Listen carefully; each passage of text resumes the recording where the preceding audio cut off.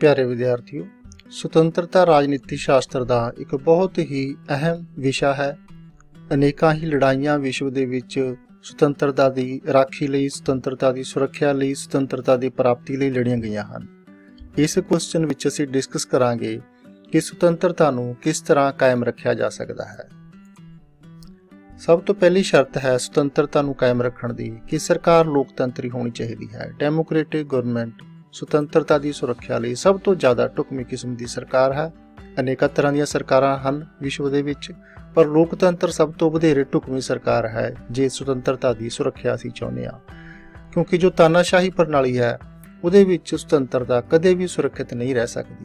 तानाशाही प्रणाली दे विच सुतंत्रता सिर्फ उन्हां लोकां दी हुंदी है ਜਿਹੜੇ लोग तानाशाह ਦੇ नेड़े ਹੁੰਦੇ ਹਨ। ਇਸ ਲਈ ਲੋਕਤੰਤਰ है जो ਉਹ ਸੁਤੰਤਰਤਾ ਦੀ ਸੁਰੱਖਿਆ ਲਈ ਸਭ ਤੋਂ ਜ਼ਿਆਦਾ ਕਾਰਗਰ ਪ੍ਰਣਾਲੀ ਦੀ ਸਰਕਾਰ ਹੈ। ਕਿਉਂਕਿ ਲੋਕਤੰਤਰ ਦੇ ਵਿੱਚ ਰਾਜਨੀਤਿਕ ਸ਼ਕਤੀ ਲੋਕਾਂ ਦੇ ਹੱਥ ਵਿੱਚ ਹੁੰਦੀ ਹੈ, ਕਿਸੇ ਹੋਰ ਬਾਹਰੀ ਸ਼ਕਤੀ ਦੇ, ਕਿਸੇ ਉਪਰੀ ਸ਼ਕਤੀ ਦੇ ਹੱਥ ਵਿੱਚ ਨਹੀਂ ਹੁੰਦੀ। ਲੋਕ ਜਦੋਂ ਚਾਹਣ ਆਪਣੀ ਰਾਜਨੀਤਿਕ ਸ਼ਕਤੀ ਦੀ ਵਰਤੋਂ ਕਰਦੇ ਹੋਏ, ਆਪਣੇ ਵੋਟ ਦੇ ਅਧਿਕਾਰ ਦੀ ਵਰਤੋਂ ਕਰਦੇ ਹੋਏ ਸਰਕਾਰ ਵੀ ਬਦਲ ਸਕਦੇ ਹਨ। बुलेट तो बिना बैल्ट के नाल ही सरकार बदली जाती है। इसलिए जो सरकारां ने वो इस गल तो चेतन रहिंदियां ने, चुकन्नियां रहिंदियां ने कि जेकर लोकां दीयां सुतंत्रतावां नूं नष्ट किया गया, कोई इस तरह के कानून बनाए गए जिहड़े सुतंत्रतावां लई खतरनाक ने, तां आउण वाली टर्म दे विच लोक सानूं सरकार बनाउण दा मौका नहीं देणगे। दूसरी शर्त है सुतंत्रता की सुरक्षा लई लिखती संविधान। संविधान दो तरह के हो सकते हैं। अजकल बहुते राज्यां दे विच लिखती ने, पर कुछ राज्यां दे विच अजे भी अलिखती संविधान ने, अनरिटन कॉन्स्टिट्यूशन ने। लिखती संविधान सुतंत्रता की सुरक्षा लई बहुत कारगर सिद्ध हुंदा है, क्योंकि लिखती संविधान है जो वो सरकार दीयां मनमानियां ते रोक लगाउंदा है। संविधान दे विच पहला ही दस्सिया हुंदा है कि सरकार की कर सकती है, की नहीं कर सकती, किस तरह अपनी शक्ति की वरतों कर सकती है, किहड़ियां शक्तियां ने जिहड़ियां सरकार राजनीतिक विंग कोल होणगियां, भाव कार्यपालिका कोल होणगियां, किहड़ियां शक्तियां ने जिहड़ियां वो सुप्रीम कोर्ट कोल होणगियां। इस तरह जो लिखती संविधान है वह सुतंत्रता की सुरक्षा लई बहुत कारगर है। लिखती संविधान दे विच जिहड़ी भी पार्टी की सरकार है, जिन्नी मर्जी उहदे कोल मेजोरिटी होवे, उस नूं अपणीआं शक्तियां की वरतों संविधान के दायरे दे विच रह के ही करनी पैंदी है। लिखती संविधान दे विच जे कोई चेंज करनी है, कोई तब्दीली करनी है, सोध करनी है, वो भी सौखी नहीं होंदी। इहदे लई एक विशेष विधि संविधान दे विच ही दसी हुंदी है। जिवें भारतीय संविधान के आर्टिकल 368 दे विच दस्सिया गया है कि जे सोध करनी है तां किवें कीती जा सकदी है। सोध करन दी विधि आम कानून बनाउण दी विधि नालों औखी रखी जाती है आम तौर ते। इस लई संविधान दे विच, लिखती संविधान दे विच चेंजिस करनियां भी मुश्किल हुंदियां ने, सरकार जे मनमर्जी करनी चाहे भी। अते लिखती संविधान दे विच सोध मुश्किल होने करके सरकार दीयां मनमानियां ते एक तरह नाल रोक लगदी है। तीसरी शर्त है सुतंत्रता की सुरक्षा लई मौलिक अधिकारां की व्यवस्था। मौलिक अधिकार वो हुंदे हन जिन्हां नूं संविधान दे विच एक विशेष रुतबा दिता जाता है। जिवें साडे संविधान दे विच कई अधिकार हन, परंतु कुछ अधिकार हन जिन्हां नूं इह स्टेट्स दिता गया है फंडामेंटल राइट्स होण दा। साडे जिहड़े अधिकार केवल तीसरे भाग विच हन संविधान दे, उन्हां नूं ही मौलिक अधिकार होण दा दर्जा प्राप्त है। मौलिक अधिकारां दी सुरक्षा लई नागरिकां नूं अधिकार दिता जाता है कि वो जेकर किसी अधिकार की उलंघना हुंदी है, चाहे सरकार करती है, चाहे कोई होर एजेंसी करती है, वो कोर्ट का सहारा लै सकते हैं। यह जिहड़ा कोर्ट का सहारा लैण का अधिकार है, कोर्ट दे विच जाण का अधिकार है, यह सारे अधिकारां नूं सुरक्षित रखता है। भारतीय संविधान दे विच भी जो आखिरी अधिकार है मौलिक अधिकारां की कैटेगरी दे विच, वो सुप्रीम कोर्ट जाण का अधिकार है।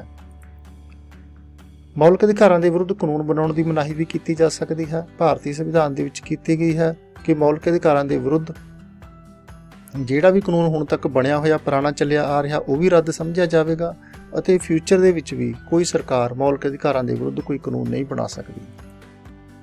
मौलिक अधिकारां दीयां इन्हां विशेषतावां करके ही मौलिक अधिकार ने जिहड़े सरकार दीयां मनमानियां ते एक तरह की रोक लगाउण दा काम करदे हन, लोकां दे अधिकारां ते सुतंत्रतावां नूं सुरक्षित रखण विच योगदान दिंदे हन। सुतंत्रता नूं सुरक्षित रखण लई चौथा इंपोर्टेंट टूल है शक्तियां दा विकेंद्रीकरण। साडे दो मुख ਵਿਦਵਾਨ ਹੋਏ ਨੇ ਰਾਜਨੀਤੀ ਸ਼ਾਸਤਰ ਦੇ, ਪ੍ਰੋਫੈਸਰ ਹੈਰਲਡ ਜੇ ਲਾਸਕੀ ਅਤੇ ਲਾਰਡ ਬਰਾਈਸ। ਇਹਨਾਂ ਨੇ ਇਸ ਟੂਲ ਦੀ ਇੰਪੋਰਟੈਂਸ ਤੇ ਬਹੁਤ ਜ਼ੋਰ ਦਿੱਤਾ ਹੈ।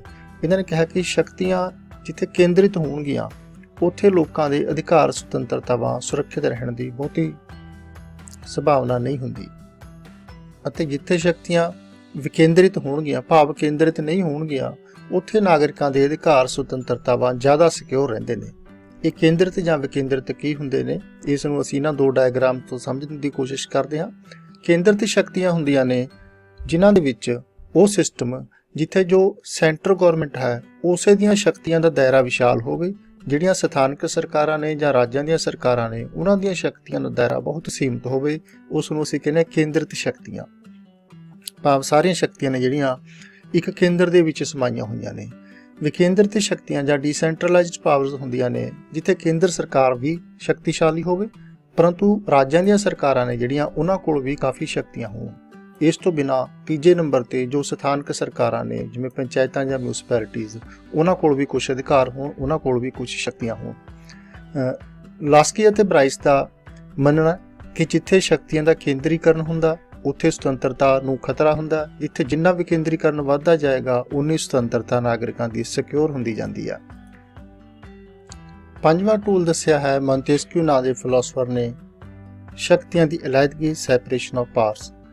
ਮੌਂਟੇਸਕਿਊ ਨੇ ਕਿਹਾ ਹੈ ਕਿ ਸਰਕਾਰ ਦੇ ਜੋ ਮੁੱਖ ਕੰਮ ਨੇ, ਮੁੱਖ ਸ਼ਕਤੀਆਂ ਨੇ, ਉਸ ਨੂੰ ਅਸੀਂ 3 ਹਿੱਸਿਆਂ ਦੇ ਵਿੱਚ ਵੰਡ ਸਕਦੇ ਹਾਂ। ਸਭ ਤੋਂ ਪਹਿਲਾਂ ਹੈ ਕਾਨੂੰਨ ਬਣਾਉਣ ਦੀ ਸ਼ਕਤੀ, ਦੂਸਰੇ ਨੰਬਰ ਤੇ ਹੈ ਕਾਨੂੰਨ ਲਾਗੂ ਕਰਨ ਦੀ ਸ਼ਕਤੀ, ਅਤੇ ਤੀਸਰੇ ਨੰਬਰ ਤੇ ਹੈ ਕਾਨੂੰਨ ਦੀ ਵਿਆਖਿਆ ਕਰਨ ਦੀ ਸ਼ਕਤੀ। ਇਹ ਜੋ ਤਿੰਨੋਂ ਸ਼ਕਤੀਆਂ ਨੇ ਇਹ ਅਲੱਗ-ਅਲੱਗ ਅੰਗਾਂ ਕੋਲ ਹੋਣੀਆਂ ਚਾਹੀਦੀਆਂ ਨੇ। ਮੌਂਟੇਸਕਿਊ ਦਾ ਇਹ ਮੰਨਣਾ ਹੈ। ਕਾਨੂੰਨ ਬਣਾਉਣ ਦੀ ਸ਼ਕਤੀ, ਜਿਵੇਂ ਭਾਰਤ ਦੇ ਵਿੱਚ ਸੰਸਦ ਕੋਲ ਹੈ ਕਾਨੂੰਨ ਬਣਾਉਣ ਦੀ ਸ਼ਕਤੀ, ਅਮਰੀਕਾ ਕੋਲ ਕਾਂਗਰਸ ਕੋਲ ਹੈ, ਇਹ ਅੰਗ ਅਲੱਗਾ ਹੋਣਾ ਚਾਹੀਦਾ ਹੈ, ਦੂਸਰੇ ਅੰਗਾਂ ਦੇ ਨਾਲ ਇਸ ਦੀ ਓਵਰਲੈਪਿੰਗ ਨਹੀਂ ਹੋਣੀ ਚਾਹੀਦੀ। ਕਾਨੂੰਨ ਲਾਗੂ ਕਰਨ ਦੀ ਸ਼ਕਤੀ ਹੈ ਜਿਹੜੀ, ਇਹ ਜਿਵੇਂ ਭਾਰਤ ਦੇ ਵਿੱਚ ਮੰਤਰੀ ਪਰਿਸ਼ਦ ਕੋਲ ਹੈ, USA ਦੇ ਵਿੱਚ ਰਾਸ਼ਟਰਪਤੀ ਕੋਲ ਹੈ, ਇਹ ਅੰਗ ਅਲੱਗਾ ਹੋਣਾ ਚਾਹੀਦਾ ਹੈ, ਇਸ ਦਾ ਦੂਸਰੇ ਅੰਗਾਂ ਨਾਲ ਨੇੜਤਾ ਨਹੀਂ ਹੋਣੀ ਚਾਹੀਦੀ। ਕਾਨੂੰਨ ਦੀ ਵਿਆਖਿਆ ਕਰਨ ਦੀ ਸ਼ਕਤੀ ਜਿਹੜੀ ਭਾਰਤ ਵਿੱਚ ਵੀ ਅਮਰੀਕਾ ਵਿੱਚ ਵੀ ਸੁਪਰੀਮ ਕੋਰਟ ਕੋਲ ਹੈ, ਇਹ ਸ਼ਕਤੀ ਹੈ ਜਿਹੜੀ ਇਹ ਵੱਖਰੀ ਹੋਣੀ ਚਾਹੀਦੀ ਹੈ, ਇਹ ਸੰਸਥਾ ਵੱਖਰੀ ਹੋਣੀ ਚਾਹੀਦੀ ਹੈ, ਇਸ ਦਾ ਦੂਸਰੇ ਅੰਗਾਂ ਨਾਲ ਨਜ਼ਦੀਕੀ ਸੰਬੰਧ ਨਹੀਂ ਹੋਣਾ ਚਾਹੀਦਾ। ਮੌਂਟੇਸਕਿਊ ਦਾ ਮੰਨਣਾ ਹੈ ਕਿ ਜਿੱਥੇ ਇਹ ਸ਼ਕਤੀਆਂ ਰਲਗੱਡ ਹੋਣਗੀਆਂ, ਜਿਵੇਂ ਇੱਥੇ ਅਸੀਂ ਰਲਗੱਡ ਕਰਕੇ ਦਿਖਾਈਆਂ ਨੇ, ਜਿੱਥੇ ਇਹ ਸ਼ਕਤੀਆਂ ਰਲਗੱਡ ਹੋਣਗੀਆਂ ਭਾਵ ਇੱਕੋ ਸੰਸਥਾ ਦੇ ਹੱਥ ਦੇ ਵਿੱਚ ਹੋਣਗੀਆਂ, ਉੱਥੇ ਨਾਗਰਿਕਾਂ ਦੇ ਅਧਿਕਾਰ ਸੁਤੰਤਰਤਾਵਾਂ ਸਿਕਿਉਰ ਰੱਖਣੇ ਮੁਸ਼ਕਲ ਹੋ ਜਾਂਦੇ ਨੇ। ਜਿੱਥੇ ਇਹ ਤਿੰਨੇ ਸ਼ਕਤੀਆਂ ਅਲੱਗ-ਅਲੱਗ ਅੰਗਾਂ ਦੇ ਵਿੱਚ ਹੋਣਗੀਆਂ ਕਿ ਕਾਨੂੰਨ ਬਣਾਉਣ ਵਾਲੇ ਕਾਨੂੰਨ ਲਾਗੂ ਨਹੀਂ ਕਰ ਸਕਦੇ, ਕਾਨੂੰਨ ਲਾਗੂ ਕਰਨ ਵਾਲੇ ਕਾਨੂੰਨ ਬਣਾ ਨਹੀਂ ਸਕਦੇ, ਕਾਨੂੰਨ ਦੀ ਵਿਆਖਿਆ ਕਰਨ ਵਾਲੇ ਕਾਨੂੰਨ ਬਣਾ ਨਹੀਂ ਸਕਦੇ, ਕਾਨੂੰਨ ਲਾਗੂ ਨਹੀਂ ਕਰ ਸਕਦੇ। ਜਿੱਥੇ ਇਹ ਤਿੰਨੇ ਸ਼ਕਤੀਆਂ ਅਲੱਗ-ਅਲੱਗ ਹੱਥਾਂ ਦੇ ਵਿੱਚ ਹੋਣਗੀਆਂ ਉੱਥੇ ਨਾਗਰਿਕਾਂ ਦੇ ਅਧਿਕਾਰ ਸੁਤੰਤਰਤਾਵਾਂ ਨੇ ਜਿਹੜੇ ਉਹ ਜ਼ਿਆਦਾ ਸਿਕਿਉਰ ਹੁੰਦੇ ਨੇ। ਮੌਂਟੇਸਕਿਊ ਦੇ ਇਸ ਵਿਚਾਰ ਅਧੀਨ ਜਦੋਂ ਇਹ ਵਿਚਾਰ ਪੂਰਾ ਪ੍ਰਚਲਿਤ ਸੀ, USA ਦਾ ਸੰਵਿਧਾਨ ਉਸ ਟਾਈਮ ਫਰੇਮ ਕੀਤਾ ਗਿਆ ਸੀ ਅਤੇ USA ਦੇ ਸੰਵਿਧਾਨ ਦੇ ਵਿੱਚ ਮੌਂਟੇਸਕਿਊ ਦੀ ਇਸ ਫਿਲਾਸਫੀ ਨੂੰ, ਇਸ ਵਿਚਾਰਧਾਰਾ ਨੂੰ ਪੂਰੀ ਤਰ੍ਹਾਂ ਨਾਲ ਅਪਣਾਉਣ ਦੀ ਕੋਸ਼ਿਸ਼ ਕੀਤੀ ਗਈ ਹੈ। ਇੱਥੇ ਅਸੀਂ 2 ਸ਼ਬਦਾਂ ਦਾ ਇਸਤੇਮਾਲ ਕੀਤਾ ਹੈ, ਸ਼ਕਤੀਆਂ ਦਾ ਵਿਕੇਂਦਰੀਕਰਨ ਅਤੇ ਸ਼ਕਤੀਆਂ ਦੀ ਅਲੱਗਗੀ, ਜਿਹੜਾ ਸਾਨੂੰ ਥੋੜਾ ਜਿਹਾ ਕਨਫਿਊਜ਼ ਕਰ ਸਕਦਾ ਹੈ। ਆਓ ਦੇਖਦੇ ਹਾਂ ਕਿ ਇਹਨਾਂ ਦਾ ਆਪਸ ਦੇ ਵਿੱਚ ਮੁੱਖ ਡਿਫਰੈਂਸ ਕੀ ਹੈ। ਸ਼ਕਤੀਆਂ ਦਾ ਵਿਕੇਂਦਰੀਕਰਨ ਹੁੰਦਾ ਉੱਪਰਲੇ ਪੱਧਰ ਤੋਂ ਲੈ ਕੇ ਹੇਠਲੇ ਪੱਧਰ ਤੱਕ ਸ਼ਕਤੀਆਂ ਦਾ ਵਿਸਥਾਰ ਹੋਣਾ ਚਾਹੀਦਾ ਹੈ। ਸ਼ਕਤੀਆਂ ਇੱਕੋ ਹੀ ਥਾਂ ਤੇ ਨਹੀਂ ਹੋਣੀਆਂ ਚਾਹੀਦੀਆਂ। ਜਿਵੇਂ ਕਿ ਜੇ ਇੰਡੀਆ ਦੇ ਕੰਟੈਕਸਟ ਦੇ ਵਿੱਚ ਅਸੀਂ ਵੇਖੀਏ ਤਾਂ ਕੇਂਦਰ ਸਰਕਾਰ ਕੋਲ ਸ਼ਕਤੀ ਹੈ, ਰਾਜ ਸਰਕਾਰਾਂ ਕੋਲ ਵੀ ਕੁਝ ਸ਼ਕਤੀ ਹੋਣੀ ਚਾਹੀਦੀ ਹੈ। ਰਾਜ ਸਰਕਾਰਾਂ ਪੂਰੀ ਤਰ੍ਹਾਂ ਕੇਂਦਰ ਸਰਕਾਰ ਤੇ ਨਿਰਭਰ ਨਹੀਂ ਚਾਹੀਦੀਆਂ, ਅਤੇ ਲਾਸਟ ਤੇ ਜੋ ਸਾਡੀਆਂ ਸਥਾਨਕ ਸਰਕਾਰਾਂ ਨੇ, ਲੋਕਲ ਗਵਰਨਮੈਂਟਸ ਨੇ, ਜਿਵੇਂ ਪਿੰਡਾਂ ਵਿੱਚ ਪੰਚਾਇਤਾਂ, ਸ਼ਹਿਰਾਂ ਦੇ ਵਿੱਚ ਮਿਊਨਿਸਪੈਲਿਟੀਜ਼, ਉਹਨਾਂ ਕੋਲ ਵੀ ਅਧਿਕਾਰ ਤੇ ਸ਼ਕਤੀਆਂ ਹੋਣੇ ਚਾਹੀਦੇ ਨੇ। ਇਸ ਜਿੱਥੇ ਉੱਪਰਲੇ ਪੱਧਰ ਤੋਂ ਲੈ ਕੇ ਹੇਠਲੇ ਪੱਧਰ ਤੱਕ ਅਧਿਕਾਰ ਤੇ ਸ਼ਕਤੀਆਂ ਹੋਣ ਉਸ ਨੂੰ ਅਸੀਂ ਕਹਿੰਦੇ ਹਾਂ ਸ਼ਕਤੀਆਂ ਦਾ ਵਿਕੇਂਦਰੀਕਰਨ, ਅਤੇ ਜਿੱਥੇ ਸਾਰੀਆਂ ਸ਼ਕਤੀਆਂ ਇੱਕੋ ਥਾਂ ਤੇ ਕੇਂਦਰ ਸਰਕਾਰ ਕੋਲ ਹੀ ਹੋਣ ਉਹਨੂੰ ਅਸੀਂ ਕਹਿੰਦੇ ਹਾਂ ਕੇਂਦਰੀਕਰਨ। ਤੇ ਸ਼ਕਤੀਆਂ ਦੀ ਅਲੱਗਗੀ ਕੀ ਹੈ? ਸ਼ਕਤੀਆਂ ਦੀ ਅਲੱਗਗੀ ਉੱਪਰਲੇ ਪੱਧਰ ਤੋਂ ਲੈ ਕੇ ਹੇਠਲੇ ਪੱਧਰ ਤੱਕ ਨਹੀਂ। ਸ਼ਕਤੀਆਂ ਦੀ ਅਲੱਗਗੀ ਦਾ ਮੀਨਿੰਗ ਹੈ ਇੱਕ ਹੀ ਪੱਧਰ ਤੇ ਸ਼ਕਤੀਆਂ ਦੀ ਵੱਖੋ ਵੱਖਰੇ ਹੱਥਾਂ ਵਿੱਚ ਵੰਡ ਹੋਣੀ ਚਾਹੀਦੀ ਹੈ। ਜਿਵੇਂ ਕਿ ਇੰਡੀਆ ਦੇ ਕੰਟੈਕਸਟ ਦੇ ਵਿੱਚ ਅਸੀਂ ਦੇਖੀਏ, ਕੇਂਦਰ ਸਰਕਾਰ ਦੇ ਕੰਟੈਕਸਟ ਦੇ ਵਿੱਚ ਦੇਖੀਏ ਤਾਂ ਸੰਸਦ ਦੀ ਸ਼ਕਤੀ ਅਲੱਗਾ ਹੋਣੀ ਚਾਹੀਦੀ ਹੈ, ਮੰਤਰੀ ਪਰਿਸ਼ਦ ਦੀ ਸ਼ਕਤੀ ਅਲੱਗਾ ਹੋਣੀ ਚਾਹੀਦੀ ਹੈ, ਸੁਪਰੀਮ ਕੋਰਟ ਦੀ ਸ਼ਕਤੀ ਅਲੱਗਾ ਹੋਣੀ ਚਾਹੀਦੀ ਹੈ। ਸ਼ਕਤੀਆਂ ਦੀ ਅਲੱਗਗੀ ਦਾ ਭਾਵ ਹੈ ਇੱਕੋ ਹੀ ਪੱਧਰ ਤੇ, ਜਿਵੇਂ ਭਾਰਤ ਵਿੱਚ ਕੇਂਦਰੀ ਸਰਕਾਰ ਦੇ ਪੱਧਰ ਤੇ ਸੰਸਦ ਦੀ ਸ਼ਕਤੀ, ਮੰਤਰੀ ਪਰਿਸ਼ਦ ਦੀ ਸ਼ਕਤੀ, ਸੁਪਰੀਮ ਕੋਰਟ ਦੀ ਸ਼ਕਤੀ, ਜੇ ਇਹ ਇੱਕ ਦੂਜੇ ਤੋਂ ਡਿਫਰੈਂਟ ਨੇ ਤਾਂ ਅਸੀਂ ਕਹਿੰਦੇ ਹਾਂ ਸ਼ਕਤੀਆਂ ਦੀ ਅਲੱਗਗੀ ਹੈ। ਜੇ ਵੱਖੋ ਵੱਖਰੇ ਪੱਧਰਾਂ ਤੇ ਸ਼ਕਤੀਆਂ ਸਕੈਟਰਡ ਕੀਤੀਆਂ ਹੋਈਆਂ ਨੇ ਉੱਪਰਲੇ ਪੱਧਰ ਤੋਂ ਲੈ ਕੇ ਹੇਠਲੇ ਪੱਧਰ ਤੱਕ, ਤਾਂ ਅਸੀਂ ਕਹਿੰਦੇ ਹਾਂ ਕਿ ਇਸ ਰਾਜ ਦੇ ਵਿੱਚ ਸ਼ਕਤੀਆਂ ਦਾ ਵਿਕੇਂਦਰੀਕਰਨ ਕੀਤਾ ਗਿਆ ਹੈ, ਡੀਸੈਂਟਰਲਾਈਜੇਸ਼ਨ ਕੀਤਾ ਗਿਆ ਹੈ। ਸੁਤੰਤਰਤਾ ਨੂੰ ਸਿਕਿਉਰ ਰੱਖਣ ਦਾ, ਸੁਰੱਖਿਅਤ ਰੱਖਣ ਦਾ 6ਵਾਂ ਟੂਲ ਦੱਸਿਆ ਹੈ ਪ੍ਰੋਫੈਸਰ ਏਵੀ ਡਾਇਸੀ ਨੇ। ਉਹ ਟੂਲ ਹੈ ਕਾਨੂੰਨ ਦਾ ਸ਼ਾਸਨ, ਰੂਲ ਆਫ ਲਾ। ਪ੍ਰੋਫੈਸਰ ਡਾਇਸੀ ਨੇ ਕਿਹਾ ਹੈ ਕਿ ਕਾਨੂੰਨ ਦੇ ਸ਼ਾਸਨ ਦਾ ਅਰਥ ਹੈ ਕਿ ਕਾਨੂੰਨ ਦੇ ਸਾਹਮਣੇ ਸਾਰੇ ਸਮਾਨ ਹੋਣ, ਸਾਰਿਆਂ ਨੂੰ ਕਾਨੂੰਨ ਦੀ ਸਮਾਨ ਪ੍ਰੋਟੈਕਸ਼ਨ ਹੋਵੇ ਅਤੇ ਨਾਗਰਿਕਾਂ ਦੇ ਅਧਿਕਾਰ ਸੁਤੰਤਰਤਾਵਾਂ ਕਾਨੂੰਨ ਦੁਆਰਾ ਸੁਰੱਖਿਅਤ ਹੋਣ, ਤਾਂ ਅਸੀਂ ਕਹਿੰਦੇ ਹਾਂ ਕਿ ਇੱਥੇ ਕਾਨੂੰਨ ਦਾ ਸ਼ਾਸਨ ਹੈ। ਪ੍ਰੋਫੈਸਰ ਏਵੀ ਡਾਇਸੀ ਨੇ ਇੰਗਲੈਂਡ ਦੀ ਰਾਜਨੀਤਿਕ ਪ੍ਰਣਾਲੀ ਦੀ ਬੜੀ ਸੂਖਮਤਾ ਨਾਲ ਸਟੱਡੀ ਕੀਤੀ ਹੈ। ਇਸ ਆਧਾਰ ਤੇ ਉਹਨਾਂ ਨੇ ਕਿਹਾ ਹੈ ਕਿ ਇੰਗਲੈਂਡ ਦੇ ਵਿੱਚ ਜਿਹੜੇ ਨਾਗਰਿਕਾਂ ਦੇ ਅਧਿਕਾਰ ਸੁਤੰਤਰਤਾਵਾਂ ਨੇ ਉਹ ਕਾਨੂੰਨ ਦਾ ਸ਼ਾਸਨ ਹੋਣ ਕਰਕੇ ਹੀ ਸੁਰੱਖਿਅਤ ਨੇ, ਕਿਉਂਕਿ ਜਿਹੜੀਆਂ ਪਿਛਲੀਆਂ ਅਸੀਂ ਡਿਸਕਸ ਕਰਕੇ ਹਟਿਆ ਸ਼ਰਤਾਂ ਕਿ ਇਹ ਸ਼ਰਤਾਂ ਹੋਣੀਆਂ ਚਾਹੀਦੀਆਂ ਨੇ, ਸੰਵਿਧਾਨ ਲਿਖਤੀ ਹੋਣਾ ਚਾਹੀਦਾ ਹੈ, ਸ਼ਕਤੀਆਂ ਦਾ ਵਿਕੇਂਦਰੀਕਰਨ ਹੋਣਾ ਚਾਹੀਦਾ ਹੈ, ਸ਼ਕਤੀਆਂ ਦੀ ਅਲੱਗਗੀ ਹੋਣੀ ਚਾਹੀਦੀ ਹੈ। ਇੰਗਲੈਂਡ ਦੇ ਰਾਜ ਪ੍ਰਬੰਧ ਦੇ ਵਿੱਚ ਇਹਨਾਂ 'ਚ ਕੋਈ ਵੀ ਸ਼ਰਤ ਪੂਰੀ ਨਹੀਂ ਹੁੰਦੀ। ਅਮਰੀਕਾ ਦੇ ਰਾਜਨੀਤਿਕ ਢਾਂਚੇ ਵਿੱਚ ਉਹ ਇਹ ਸਾਰੀਆਂ ਸ਼ਰਤਾਂ ਪੂਰੀਆਂ ਹੁੰਦੀਆਂ ਨੇ, ਪਰ ਇੰਗਲੈਂਡ ਵਿੱਚ ਕੋਈ ਵੀ ਸ਼ਰਤ ਪੂਰੀ ਨਹੀਂ ਹੁੰਦੀ। ਇਸ ਲਈ ਇੰਗਲੈਂਡ ਦੇ ਵਿੱਚ ਅਸੀਂ ਕਹਿ ਸਕਦੇ ਹਾਂ ਕਿ ਸੁਤੰਤਰਤਾ ਹੈ ਜਿਹੜੀ ਉਹ ਘੱਟ ਸੁਰੱਖਿਅਤ ਹੈ। ਪਰੰਤੂ ਪ੍ਰੋਫੈਸਰ ਏਵੀ ਡਾਇਸੀ ਕਹਿੰਦੇ ਨੇ ਕਿ ਕਾਨੂੰਨ ਦਾ ਸ਼ਾਸਨ ਹੋਣ ਕਰਕੇ ਇੰਗਲੈਂਡ ਦੇ ਵਿੱਚ ਵੀ ਜੋ ਸੁਤੰਤਰਤਾ ਤੇ ਅਧਿਕਾਰ ਨੇ ਉਨੇ ਹੀ ਸੁਰੱਖਿਅਤ ਨੇ ਜਿੰਨੇ ਕਿ ਅਮਰੀਕਾ ਦੇ ਨਾਗਰਿਕਾਂ ਦੇ ਨੇ, ਕਿਉਂਕਿ ਇੰਗਲੈਂਡ ਦੇ ਵਿੱਚ ਰੂਲ ਆਫ ਲਾ ਹੈ, ਇੰਗਲੈਂਡ ਦੇ ਵਿੱਚ ਕਾਨੂੰਨ ਦਾ ਸ਼ਾਸਨ ਹੈ। 7ਵੀਂ ਸ਼ਰਤ ਦੱਸੀ ਹੈ ਪ੍ਰੋਫੈਸਰ ਲਾਸਕੀ ਨੇ ਅਧਿਕਾਰਾਂ ਨੂੰ, ਸੁਤੰਤਰਤਾ ਨੂੰ ਸੁਰੱਖਿਅਤ ਰੱਖਣ ਦੀ, ਉਹ ਹੈ ਵਿਸ਼ੇਸ਼ ਅਧਿਕਾਰਾਂ ਦੀ ਅਣਹੋਂਦ, ਐਬਸੈਂਸ ਆਫ ਪ੍ਰਿਵਿਲੇਜਸ। ਪ੍ਰੋਫੈਸਰ ਲਾਸਕੀ ਨੇ ਕਿਹਾ ਕਿ ਜਿੱਥੇ ਵਿਸ਼ੇਸ਼ ਅਧਿਕਾਰਾਂ ਦੀ ਹੋਂਦ ਹੋਵੇਗੀ ਉੱਥੇ ਕਦੇ ਸੁਤੰਤਰਤਾ ਨਹੀਂ ਹੋ ਸਕਦੀ। ਜੇਕਰ ਸਮਾਜ ਦੇ ਕੁਝ ਵਿਅਕਤੀਆਂ ਨੂੰ ਜਾਤ, ਰੰਗ, ਧਰਮ ਜਾਂ ਨਸਲ ਆਦਿ ਦੇ ਕਿਸੇ ਵੀ ਆਧਾਰ ਤੇ ਵਿਸ਼ੇਸ਼ ਅਧਿਕਾਰ ਦਿੱਤੇ ਜਾਂਦੇ ਨੇ, ਵਿਸ਼ੇਸ਼ ਰਿਆਇਤਾਂ ਦਿੱਤੀਆਂ ਜਾਂਦੀਆਂ ਨੇ, ਤਾਂ ਉਸ ਸਮਾਜ ਵਿੱਚ ਰਹਿੰਦੇ ਜਿਹੜੇ ਦੂਸਰੇ ਵਿਅਕਤੀਆਂ ਦੇ ਅਧਿਕਾਰ ਤੇ ਸੁਤੰਤਰਤਾਵਾਂ ਨੇ ਉਹਨਾਂ ਤੇ ਇਸ ਦਾ ਨਕਾਰਾਤਮਕ ਪ੍ਰਭਾਵ ਪੈਂਦਾ ਹੈ, ਉਹ ਸੁਰੱਖਿਅਤ ਨਹੀਂ ਰਹਿ ਸਕਦੀ। ਇਸ ਲਈ ਸੁਤੰਤਰਤਾ ਦੀ ਸੁਰੱਖਿਆ ਲਈ ਜ਼ਰੂਰੀ ਹੈ ਕਿ ਨਾਗਰਿਕਾਂ ਨੂੰ ਕੋਈ ਵਿਸ਼ੇਸ਼ ਅਧਿਕਾਰ ਨਾ ਦਿੱਤੇ ਜਾਣ। ਜਿਹੜਾ ਵੀ ਅਧਿਕਾਰ ਜਾਂ ਸੁਤੰਤਰਤਾ ਦਿੱਤਾ ਜਾਂਦਾ ਹੈ ਸਾਰੇ ਲੋਕਾਂ ਨੂੰ ਯੂਨੀਵਰਸਲ ਫਾਰਮ ਦੇ ਵਿੱਚ ਦਿੱਤਾ ਜਾਵੇ। ਪ੍ਰੋਫੈਸਰ ਲਾਸਕੀ ਨੇ 8ਵੀਂ ਸ਼ਰਤ ਦੱਸੀ ਹੈ ਸੁਤੰਤਰ ਅਤੇ ਇਮਾਨਦਾਰ ਸੰਚਾਰ ਦੇ ਸਾਧਨ, free and honest means of communication. ਇਹ ਸੁਤੰਤਰਤਾ ਨੂੰ ਸਿਕਿਉਰ ਰੱਖਣ ਲਈ ਬਹੁਤ ਇੰਪੋਰਟੈਂਟ ਭੂਮਿਕਾ ਨਿਭਾਉਂਦੇ ਨੇ, ਕਿਉਂਕਿ ਸੁਤੰਤਰਤਾ ਦੀ ਸੁਰੱਖਿਆ ਲਈ ਜ਼ਰੂਰੀ ਹੈ ਕਿ ਰਾਜ ਦੇ ਵਿੱਚ ਸਿਹਤਮੰਦ ਲੋਕਮਤ ਦਾ ਨਿਰਮਾਣ ਹੋਣਾ ਚਾਹੀਦਾ ਹੈ। ਸਿਹਤਮੰਦ ਲੋਕਮਤ, ਪਬਲਿਕ ਓਪੀਨੀਅਨ ਕਦੋਂ ਬਣੇਗਾ? ਜਦੋਂ ਲੋਕਾਂ ਨੂੰ ਸਹੀ ਜਾਣਕਾਰੀ ਮਿਲੇਗੀ, ਸਹੀ ਇਨਫੋਰਮੇਸ਼ਨ ਲੋਕਾਂ ਤੱਕ ਪਹੁੰਚੇਗੀ। ਪਰੰਤੂ ਜੇਕਰ ਸੰਚਾਰ ਦੇ ਸਾਧਨ ਫ੍ਰੀ ਨਹੀਂ ਹੋਣਗੇ, ਸਰਕਾਰ ਦੇ ਅਧੀਨ ਹੋਣਗੇ ਜਾਂ ਸਰਕਾਰ ਤੋਂ ਡਰਦੇ ਹੋਣਗੇ ਜਾਂ ਕਾਰਪੋਰੇਟਸ ਦੇ ਹੱਥ ਵਿੱਚ ਹੋਣਗੇ, ਤਾਂ ਉਹ ਸੰਚਾਰ ਦੇ ਸਾਧਨ ਨਹੀਂ ਰਹਿੰਦੇ, ਉਹ ਪ੍ਰਚਾਰ ਦੇ ਸਾਧਨ ਬਣ ਜਾਂਦੇ ਨੇ। ਉਹਨਾਂ ਦਾ ਇੱਕੋ ਇੱਕ ਆਬਜੈਕਟਿਵ ਰਹਿ ਜਾਂਦਾ ਕਿ ਆਪਣੇ ਜੋ ਮਾਲਕ ਨੇ ਉਹਨਾਂ ਦੇ ਹੱਕ ਦੇ ਵਿੱਚ ਪ੍ਰਚਾਰ ਕਰਨਾ, ਦੂਸਰਿਆਂ ਦੇ ਵਿਰੁੱਧ ਪ੍ਰਚਾਰ ਕਰਨਾ। ਇਸ ਤਰ੍ਹਾਂ ਲੋਕਾਂ ਤੱਕ ਸਹੀ ਇਨਫੋਰਮੇਸ਼ਨ ਨਹੀਂ ਪਹੁੰਚਦੀ ਅਤੇ ਲੋਕ ਸਹੀ ਪਬਲਿਕ ਓਪੀਨੀਅਨ ਦਾ ਨਿਰਮਾਣ ਨਹੀਂ ਕਰ ਸਕਦੇ। ਤੇ ਜੇ ਸਹੀ ਪਬਲਿਕ ਓਪੀਨੀਅਨ ਦਾ ਨਿਰਮਾਣ ਨਹੀਂ ਕਰ ਸਕਦੇ ਤਾਂ ਉਹ ਬਹੁਤਾ ਸਮਾਂ ਸੁਤੰਤਰ ਵੀ ਨਹੀਂ ਰਹਿ ਸਕਦੇ। ਪ੍ਰੋਫੈਸਰ ਲਾਸਕੀ ਨੇ ਇਸ ਸੰਬੰਧੀ ਕਿਹਾ ਕਿ ਭਰੋਸੇਯੋਗ ਜਾਣਕਾਰੀ ਤੋਂ ਵਾਂਝੇ ਲੋਕ ਨੇ ਜਿਹੜੇ ਉਹ ਜਲਦੀ ਜਾਂ ਦੇਰੀ ਨਾਲ ਸੁਤੰਤਰਤਾ ਤੋਂ ਵੀ ਵਾਂਝੇ ਹੋ ਜਾਂਦੇ ਨੇ, ਕਿਉਂਕਿ ਜੇ ਭਰੋਸੇਯੋਗ ਜਾਣਕਾਰੀ ਨਹੀਂ ਹੋਵੇਗੀ ਤਾਂ ਸਿਹਤਮੰਦ ਪਬਲਿਕ ਓਪੀਨੀਅਨ ਨਹੀਂ ਬਣੇਗਾ। ਪਬਲਿਕ ਓਪੀਨੀਅਨ ਨਹੀਂ ਬਣੇਗਾ ਤਾਂ ਫਿਰ ਲੋਕਾਂ ਦੀ ਸੁਤੰਤਰਤਾ ਵੀ ਕਾਇਮ ਨਹੀਂ ਰਹਿ ਸਕੇਗੀ।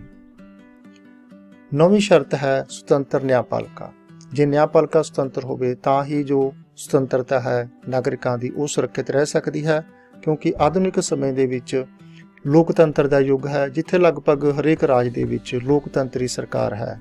ਲੋਕਤੰਤਰੀ ਸਰਕਾਰ ਹੁੰਦੀ ਹੈ ਜਿਹੜੀ, ਇਹਦੇ ਵਿੱਚ ਸਰਕਾਰ ਦੇ ਜਿਹੜੇ 2 ਵਿੰਗ ਨੇ, ਸਰਕਾਰ ਦੇ 3 ਮੁੱਖ ਵਿੰਗ ਹੁੰਦੇ ਨੇ, ਕਾਰਜਪਾਲਿਕਾ, ਵਿਧਾਨਪਾਲਿਕਾ ਤੇ ਨਿਆਂਪਾਲਿਕਾ। ਲੋਕਤੰਤਰੀ ਸਰਕਾਰ ਦੇ ਵਿੱਚ ਜਿਹੜੇ 2 ਵਿੰਗ ਨੇ, 2 ਮੁੱਖ ਅੰਗ ਨੇ, ਕਾਰਜਪਾਲਿਕਾ ਅਤੇ ਵਿਧਾਨਪਾਲਿਕਾ, ਇਹਨਾਂ ਦਾ ਗਠਨ ਰਾਜਨੀਤਿਕ ਆਧਾਰ ਤੇ ਹੁੰਦਾ। ਭਾਵ ਜਿਹੜੇ ਵਿਅਕਤੀ ਨੂੰ ਜ਼ਿਆਦਾ ਵੋਟਾਂ ਪੈ ਗਈਆਂ ਉਹ ਜਿੱਤ ਜਾਂਦਾ ਜਿਹੜੀ ਪਾਰਟੀ ਨੂੰ ਜ਼ਿਆਦਾ ਵੋਟਾਂ ਪੈ ਗਈਆਂ ਉਸ ਦਾ ਵਿਧਾਨ ਮੰਡਲ ਤੇ ਮੈਜੋਰਟੀ ਬਣ ਜਾਂਦੀ ਹੈ। ਜਿਹਦੀ ਵਿਧਾਨ ਮੰਡਲ 'ਚ ਮੈਜੋਰਟੀ ਹੋਵੇ ਉਹ ਅੱਗੇ ਕਾਰਜਪਾਲਿਕਾ ਦਾ ਨਿਰਮਾਣ ਕਰਦਾ।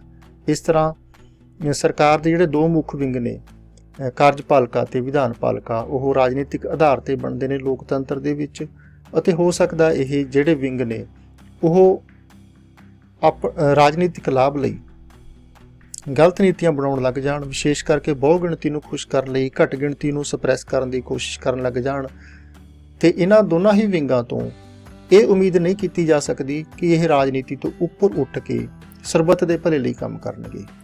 ਫਿਰ ਅਜਿਹੇ ਵਿੱਚ ਕੇਵਲ ਨਿਆਂਪਾਲਿਕਾ ਹੀ ਇੱਕ ਇਸ ਤਰ੍ਹਾਂ ਦਾ ਅੰਗ ਰਹਿ ਜਾਂਦਾ ਹੈ ਸਰਕਾਰ ਦਾ, ਜਿਹੜਾ ਸੰਵਿਧਾਨ ਦੀ ਸੁਰੱਖਿਆ ਕਰ ਸਕਦਾ ਹੈ, ਨਾਗਰਿਕਾਂ ਦੇ ਅਧਿਕਾਰਾਂ ਤੇ ਸੁਤੰਤਰਤਾਵਾਂ ਦੀ ਸੁਰੱਖਿਆ ਕਰ ਸਕਦਾ ਹੈ, ਕਿਉਂਕਿ ਇਸ ਦਾ ਗਠਨ ਯੋਗਤਾ ਦੇ ਆਧਾਰ ਤੇ ਹੁੰਦਾ ਹੈ, ਵੋਟਾਂ ਨਾਲ ਇਸ ਦਾ ਗਠਨ ਨਹੀਂ ਹੁੰਦਾ। ਇਸ ਲਈ ਇਹਨਾਂ ਨੂੰ ਨਾ ਵੋਟਾਂ ਦੀ ਜ਼ਰੂਰਤ ਹੁੰਦੀ ਹੈ, ਨਾ ਆਪਣੇ ਪੱਖ ਦੇ ਵਿੱਚ ਪਬਲਿਕ ਓਪੀਨੀਅਨ ਦੀ ਜ਼ਰੂਰਤ ਹੁੰਦੀ ਹੈ। ਇਹ ਇਹਨਾਂ ਦਾ ਕੋਲ ਇੱਕ ਆਪਸ਼ਨ ਹੁੰਦੀ ਹੈ ਕਿ ਉਹ ਆਪਣੇ ਫੈਸਲੇ ਕਰਦੇ ਸਮੇਂ ਸੰਵਿਧਾਨ ਨੂੰ ਧਿਆਨ ਵਿੱਚ ਰੱਖਣ, ਸਰਬੱਤ ਦੇ ਭਲੇ ਨੂੰ ਧਿਆਨ ਵਿੱਚ ਰੱਖਣ। ਇਸ ਲਈ ਨਿਆਂਪਾਲਿਕਾ ਦਾ ਸੁਤੰਤਰ ਹੋਣਾ ਜ਼ਰੂਰੀ ਹੈ। ਜੇ ਨਿਆਂਪਾਲਿਕਾ ਸੁਤੰਤਰ ਨਹੀਂ ਹੋਵੇਗੀ, ਨਿਆਂਪਾਲਿਕਾ ਦੇ ਵਿੱਚ ਅਪਾਇੰਟਮੈਂਟਸ ਸਰਕਾਰ ਦੁਆਰਾ ਕੀਤੀਆਂ ਜਾਣਗੀਆਂ, ਉਹਨਾਂ ਦੀਆਂ ਤਨਖਾਹਾਂ, ਸੇਵਾ ਸ਼ਰਤਾਂ, ਸਾਰਾ ਕੁਝ ਸਰਕਾਰ ਦੇ ਅਧੀਨ ਹੋਵੇਗਾ, ਜਾਂ ਨਿਆਂਪਾਲਿਕਾ ਸਰਕਾਰ ਦੇ ਪ੍ਰੈਸ਼ਰ ਜਾਂ ਪ੍ਰਭਾਵ ਦੇ ਅਧੀਨ ਕੰਮ ਕਰੇਗੀ, ਤਾਂ ਨਿਆਂਪਾਲਿਕਾ ਸੁਤੰਤਰ ਨਹੀਂ ਹੋਵੇਗੀ। ਨਿਆਂਪਾਲਿਕਾ ਸੁਤੰਤਰ ਨਹੀਂ ਹੋਵੇਗੀ ਤਾਂ ਲੋਕਾਂ ਦੀ ਜਿਹੜੀ ਨਿਆਂਪਾਲਿਕਾ ਤੋਂ ਉਮੀਦ ਹੈ ਉਹ ਵੀ ਟੁੱਟ ਜਾਵੇਗੀ ਅਤੇ ਲੋਕਾਂ ਦੀਆਂ ਸੁਤੰਤਰਤਾਵਾਂ ਸਿਕਿਉਰ ਨਹੀਂ ਰਹਿ ਸਕਣਗੀਆਂ। ਲਾਰਡ ਬਰਾਈਸ ਨੇ ਕਿਹਾ ਹੈ ਕਿ ਨਿਰੰਤਰ ਸੁਚੇਤਤਾ ਜੋ ਹੈ ਉਹ ਸੁਤੰਤਰਤਾ ਦੀ ਸੁਰੱਖਿਆ ਲਈ ਬਹੁਤ ਜ਼ਰੂਰੀ ਹੈ। ਉਹਨਾਂ ਨੇ ਕਿਹਾ ਹੈ ਕਿ ਬਾਕੀ ਅਸੀਂ ਜਿੰਨੇ ਮਰਜ਼ੀ ਪ੍ਰਬੰਧ ਕਰ ਲਈਏ, ਪਰੰਤੂ ਜਿੰਨਾ ਚਿਰ ਅਸੀਂ ਇਹ ਮੁੱਲ ਨਹੀਂ ਮੋੜਦੇ, ਨਿਰੰਤਰ ਸੁਚੇਤਤਾ ਦਾ ਮੁੱਲ ਨਹੀਂ ਮੋੜਦੇ, ਪੇ ਨਹੀਂ ਕਰਦੇ, ਉਹਨਾਂ ਚਿਰ ਸਾਡੇ ਅਧਿਕਾਰ ਸੁਤੰਤਰਤਾਵਾਂ ਸੁਰੱਖਿਅਤ ਨਹੀਂ ਰਹਿ ਸਕਦੇ। ਉਹਨਾਂ ਨੇ ਕਿਹਾ ਕਿ ਨਿਰੰਤਰ ਸੁਚੇਤਤਾ ਸੁਤੰਤਰਤਾ ਦਾ ਮੁੱਲ ਹੈ। Eternal vigilance is the price for Liberty. ਇਸ ਕਥਨ ਦਾ ਭਾਵ ਹੈ ਕਿ ਨਾਗਰਿਕਾਂ ਨੂੰ ਸਦਾ ਸੁਚੇਤ ਰਹਿਣਾ ਚਾਹੀਦਾ ਹੈ। ਜਦੋਂ ਵੀ ਉਹਨਾਂ ਦੇ ਅਧਿਕਾਰਾਂ ਤੇ ਸੁਤੰਤਰਤਾਵਾਂ ਤੇ ਕੋਈ ਰੋਕ ਲੱਗਦੀ ਹੈ, ਕੋਈ ਹਮਲਾ ਹੁੰਦਾ ਹੈ, ਉਹਨਾਂ ਨੂੰ ਆਪਣੇ ਛੋਟੇ-ਮੋਟੇ ਲਾਭ, ਮੌਕੇ ਦੇ ਲਾਭ ਛੱਡ ਕੇ ਸਰਕਾਰ ਦੀ ਉਸ ਕੰਮ ਦੀ ਆਲੋਚਨਾ ਕਰਨੀ ਚਾਹੀਦੀ ਹੈ। ਨਹੀਂ ਤਾਂ ਬਹੁਤ ਜਲਦੀ ਹੀ ਉਹਨਾਂ ਦੇ ਅਧਿਕਾਰ, ਉਹਨਾਂ ਦੀਆਂ ਸੁਤੰਤਰਤਾਵਾਂ ਸਰਕਾਰ ਨਸ਼ਟ ਕਰ ਦੇਵੇਗੀ। ਇਸ ਲਈ ਇਟਰਨਲ ਤੌਰ ਤੇ ਵਿਜੀਲੈਂਟ ਰਹਿਣਾ ਚਾਹੀਦਾ ਹੈ। ਸਾਰੇ ਨਾਗਰਿਕਾਂ ਨੂੰ ਸੁਚੇਤ ਰਹਿਣਾ ਚਾਹੀਦਾ ਹੈ ਤੇ ਸਰਕਾਰ ਦੇ ਹਰ ਗਲਤ ਕੰਮ ਦਾ ਡਟ ਕੇ ਵਿਰੋਧ ਕਰਨਾ ਚਾਹੀਦਾ ਹੈ। ਸੁਤੰਤਰਤਾ ਦੇ ਰੱਖਿਆ ਕਵਚਾਂ ਦਾ ਅਧਿਐਨ ਕਰਨ ਤੋਂ ਬਾਅਦ ਅਸੀਂ ਇਸ ਨਤੀਜੇ ਤੇ ਪਹੁੰਚਦੇ ਹਾਂ ਕਿ ਰੱਖਿਆ ਕਵਚ ਜਾਂ ਸੇਫ ਗਾਰਡਸ ਨੂੰ ਅਸੀਂ ਦੋ ਹਿੱਸਿਆਂ ਦੇ ਵਿੱਚ ਵੰਡ ਸਕਦੇ ਹਾਂ। ਬਾਹਰੀ ਰੱਖਿਆ ਕਵਚ ਜਾਂ ਐਕਸਟਰਨਲ ਸੇਫ ਗਾਰਡਸ ਅਤੇ ਅੰਦਰੂਨੀ ਰੱਖਿਆ ਕਵਚ ਜਾਂ ਇੰਟਰਨਲ ਸੇਫ ਗਾਰਡਸ। ਜਿਹੜੇ ਬਾਹਰੀ ਰੱਖਿਆ ਕਵਚ ਨੇ ਉਹਨਾਂ ਦੀ ਵਿਵਸਥਾ ਸੰਵਿਧਾਨ ਵਿੱਚ ਕੀਤੀ ਜਾਂਦੀ ਹੈ, ਕਾਨੂੰਨ ਵਿੱਚ ਕੀਤੀ ਜਾਂਦੀ ਹੈ, ਜਿਵੇਂ ਕਿ ਕਾਨੂੰਨ ਦਾ ਸ਼ਾਸਨ ਹੋਣਾ, ਸ਼ਕਤੀਆਂ ਦੀ ਅਲੱਦਗੀ ਹੋਣਾ, ਸ਼ਕਤੀਆਂ ਦਾ ਵਿਕੇਂਦਰੀਕਰਨ ਹੋਣਾ, ਸੰਵਿਧਾਨ ਦਾ ਲਿਖਤੀ ਹੋਣਾ, ਇਹ ਬਾਹਰੀ ਰੱਖਿਆ ਕਵਚ ਨੇ। ਅਤੇ ਅੰਦਰੂਨੀ ਰੱਖਿਆ ਕਵਚ ਨੇ ਜਿਹੜੇ, ਇਹਨਾਂ ਦੀ ਵਿਵਸਥਾ ਸੰਵਿਧਾਨ ਜਾਂ ਕਾਨੂੰਨ 'ਚ ਨਹੀਂ ਕੀਤੀ ਜਾਂਦੀ। ਇਹ ਜਨਤਾ ਦੇ, ਲੋਕਾਂ ਦੇ ਆਪਣੇ ਕੁਝ ਟ੍ਰੇਟਸ ਹੁੰਦੇ ਨੇ, ਜਿਵੇਂ ਕਿ ਪੜ੍ਹੇ ਲਿਖੇ ਹੋਣਾ, ਛੋਟੇ-ਮੋਟੇ ਲੋਭ ਲਾਲਚਾਂ ਤੋਂ ਉੱਪਰ ਹੋਣਾ, ਜਿਹੜਾ ਉਹਨਾਂ ਦਾ ਨੈਤਿਕ ਚਰਿੱਤਰ ਹੈ ਉਹ ਉੱਚ ਪੱਧਰ ਦਾ ਹੋਣਾ, ਇਟਰਨਲ ਵਿਜੀਲੈਂਸ ਹੋਣਾ। ਇਹ ਕੁਝ ਅੰਦਰੂਨੀ ਟ੍ਰੇਟਸ ਨੇ, ਅੰਦਰੂਨੀ ਸੇਫ ਗਾਰਡਸ ਨੇ। ਜਿਹੜੇ ਬਾਹਰੀ ਸੇਫ ਗਾਰਡਸ ਨੇ ਉਹ ਸੁਤੰਤਰਤਾ ਦੀ ਪ੍ਰਾਪਤੀ ਲਈ ਜ਼ਰੂਰੀ ਨੇ, ਸਥਾਪਤੀ ਲਈ ਜ਼ਰੂਰੀ ਨੇ। ਅਤੇ ਜਿਹੜੇ ਅੰਦਰੂਨੀ ਸੇਫ ਗਾਰਡਸ ਨੇ ਇਹ ਸੁਤੰਤਰਤਾ ਨੂੰ ਲੰਬੀ ਉਮਰ ਵਾਲੀ ਬਣਾਉਣ ਦੇ ਵਿੱਚ, ਸੁਤੰਤਰਤਾ ਨੂੰ ਸਥਾਈ ਬਣਾਉਣ ਦੇ ਵਿੱਚ, ਸੁਤੰਤਰਤਾ ਨੂੰ ਸਾਰਿਆਂ ਦੇ ਮਾਣਨਯੋਗ ਬਣਾਉਣ ਦੇ ਵਿੱਚ ਸਹਾਈ ਨੇ। ਇਹਨਾਂ ਦੇ ਵਿੱਚੋਂ ਜੇ ਇੱਕ ਵੀ ਕਿਸਮ ਦੇ ਸੇਫ ਗਾਰਡਸ ਨੇ ਜਿਹੜੇ ਉਹ ਨਹੀਂ ਅਸੀਂ ਅਪਲਾਈ ਕਰਦੇ ਸਾਡੇ ਸਿਸਟਮ ਦੇ ਵਿੱਚ, ਤਾਂ ਸਾਡੀ ਸੁਤੰਤਰਤਾ ਹੈ ਜਿਹੜੀ ਖਤਰੇ ਦੇ ਵਿੱਚ ਪੈ ਜਾਂਦੀ ਹੈ। ਬਹੁਤ ਬਹੁਤ ਧੰਨਵਾਦ ਅਤੇ ਗੁੱਡ ਲੱਕ।